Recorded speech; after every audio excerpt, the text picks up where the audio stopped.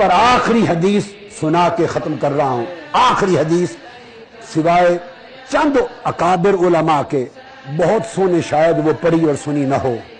امام احمد بن حنبل رضی اللہ تعالیٰ عنہ روایت کرتے ہیں, حضرت ابو ہریرہ راوی ہیں, حضرت حیدہ راوی ہیں, امام حسن بصری نے مرسلن روایت کی ہے, امام ابن سیرین نے مرسلن روایت کی ہے. میری جو حدیث کی اولیاء کی شان میں کتاب ہے روضۃ السالکین, میں نے پورے ابواب جمع کیے اس میں, اور احسن الثناء فی اثبات الشفاعہ اس میں بھی جمع کی حدیث کی کتابوں میں. آقا علیہ السلام نے فرمایا 3 دن گزرے, آقا علیہ السلام نماز پڑھانے کے لیے تشریف لاتے, فجر ظہر عصر مغرب عشاء, واپس چلے جاتے, صحابہ کی مجلس میں نہ بیٹھتے. 3 دن صحابہ کو مجلس نہیں ملی, 3 دن کے بعد آئے. صحابہ کرام پریشان ہوئے, پوچھا یا رسول اللہ 3 دن سے نگاہیں دید کو ترس گئی ہے, آپ نماز پڑھا کے چپکے سے چلے جاتے رہے اور بیٹھتے نہیں رہے, کیا ماجرا تھا؟ آقا علیہ السلام نے فرمایا میرے رب نے مجھ سے ایک وعدہ کیا کہ میرے محبوب تجھ سے وعدہ کرتا ہوں کہ تیری امت میں 70,000 لوگ ایسے پیدا کر دوں گا جو بغیر حساب و کتاب کے جنت میں جائیں, جن کا حساب و کتاب نہیں ہوگا. تو میں نے عرض کیا فضل, اور ففی روایت فاستزدتہ, میں نے اللہ تعالیٰ سے زیادتی مانگی کہ مولا یہ تھوڑا ہے زیادہ کر. تو میں 3 دن عرض کرتا رہا اور زیادہ کر. اللہ رب العزت نے جب میں نے پہلے دن کیا تو زیادہ کر دیا. فرمایا میرے محبوب ان 70,000 آدمیوں میں ہر ہزار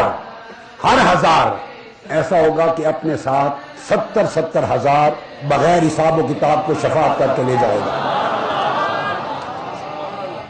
جب یہ اللہ نے یہ وعدہ کر دیا فاستزدتہ, اور عرض کیا مولا تعالیٰ وزد, یہ بھی تھوڑا ہے اور بڑھا. یہ تو 1000 اگر 70,000 کو لے جائے تو میری امت کے ایک ولی کے حصے میں 70 آدمی آئے نا, تو یہ تھوڑا ہے اور کر. 3 دن میں لجاجت کرتا رہا, التجا کرتا رہا, میرا رب لاڈ میں میری التجا سنتا رہا.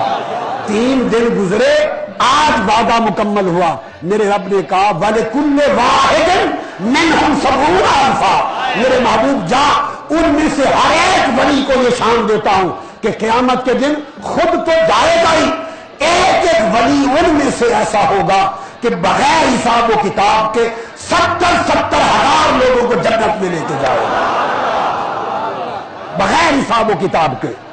وہ جو حساب و کتاب کے بعد شفاعت سے جائیں گے وہ لاکھوں کروڑوں الگ ہوں گے, وہ لاکھوں کروڑوں الگ ہوں گے جو حساب و کتاب کے بعد جائیں گے.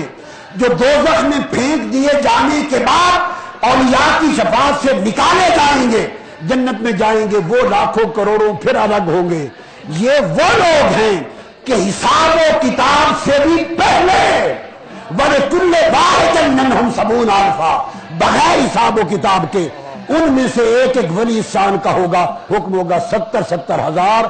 ترازو بعد میں لگائیں گے, نامہ اعمال بعد میں تولے گا, تو اپنے 70,000 لے کر جا. اور آقا علیہ السلام نے فرمایا کہ 70,000, اور دوسرے تراوی کہتے ہیں کہ شاید فرمایا 7 لاکھ. صحیح مسلم کی حدیث صحیح ہے, شاید فرمایا 7 لاکھ ایسے ہوں گے. یہ جو سلاسل ہیں اولیاء کے, بعض لوگوں کے فہم میں اولیاء کے سلاسل طریقت سمجھ میں نہیں آتے, ان کے خانوادے, ان کے سلاسل, ان کے فیوزات, ان کی کڑیاں سمجھ میں نہیں آتی. میں بتاؤں یہ کڑیاں اللہ ہے اور اس کے محبوب مصطفیٰ نے قائم کی, اور بخاری اور مسلم میں آئی ہیں یہ سلسلے. آقا نے فرمایا صحیح مسلم کی حدیث صحیح 70,000 یا 7 لاکھ لوگ ایسے ہوں گے, ان کے چہرے 14ویں رات کے چاند کی طرح چمک رہے ہوں گے. ان اولیاء کے بغیر حساب و کتاب کے جنت میں جانے والے, انہیں حکم ہوگا اپنے متوسلین کو جنت میں لے جاؤ.